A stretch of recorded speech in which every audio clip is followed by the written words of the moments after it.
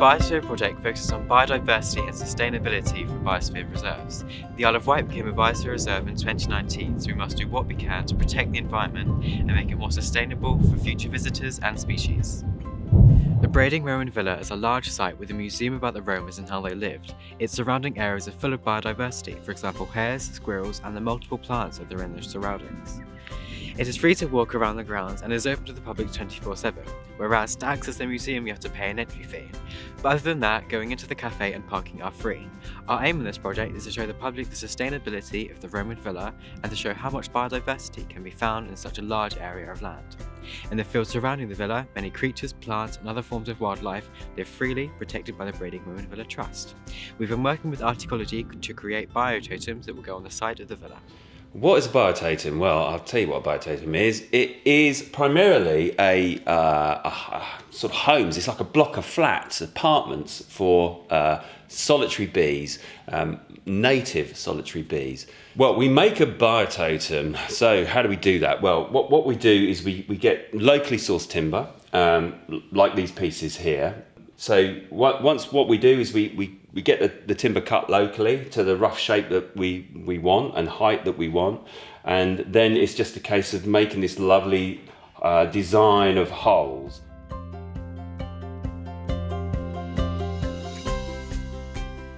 The wildlife field is located at the entrance of the Roman villa. The ancient hedgerows are rich with life and home to many creatures. The area is filled with different animals such as bats, insects and an array of birds. A prior school has cleared a patch of hedgerows to plant new trees for the inhabitants of the area. The wildlife field is a spacious area where buttercups, daisies and other flowers bloom in the spring. It is the perfect place to sit and have a picnic with your family on a warm sunny day.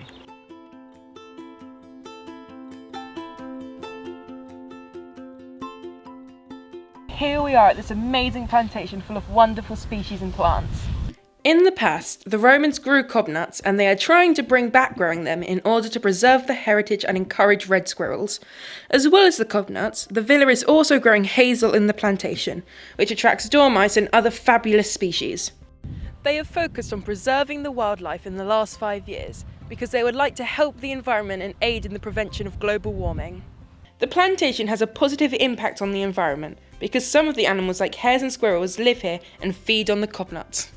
From the plantation, you can see the roof of the villa, which is its own habitat due to the fact that it is covered with sedum. This is a clever touch to the building because it works the same as a thatched roof. This means it's cool in the summer and warmer in the winter.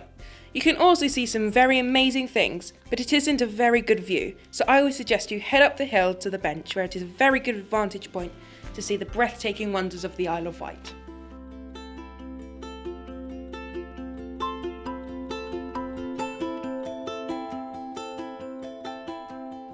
Here we'll stand on the biototems that will serve as a great home for wildlife. Up here, there's a magnificent view that spreads for miles across this beautiful landscape. In the distance, Culver appears almost exactly as it would have done during the age of the Romans.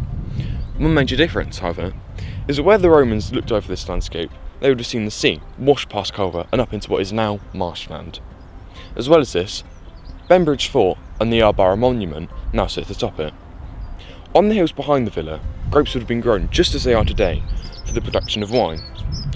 Over the horizon to the west, Ventnor Downs tower over the sea, an important site during World War II because of the nearby radar station that was heavily bombed during the war.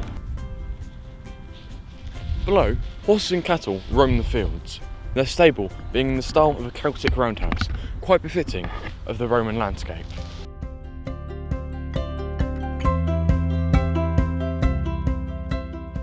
The paddock, located north of the entrance of the Roman villa, behind the car park is a safe space for children to run around and explore and learn about the wildlife living there. The paddock is surrounded by fencing and ancient hedgerows, making it safe and secure. Also, many species enter the paddock, such as hares, red squirrels and dormice.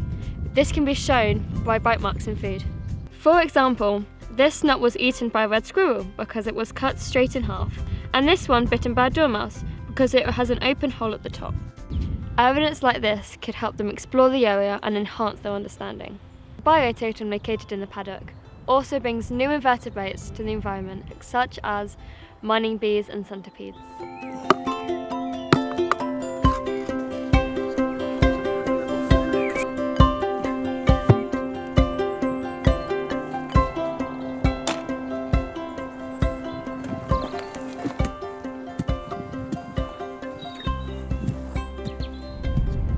now you've seen all of the wonderful sights and everyday wildlife that our Biosphere Reserve has to offer. It is free to roam these grounds, so we do hope to see you soon. Thank you for your time.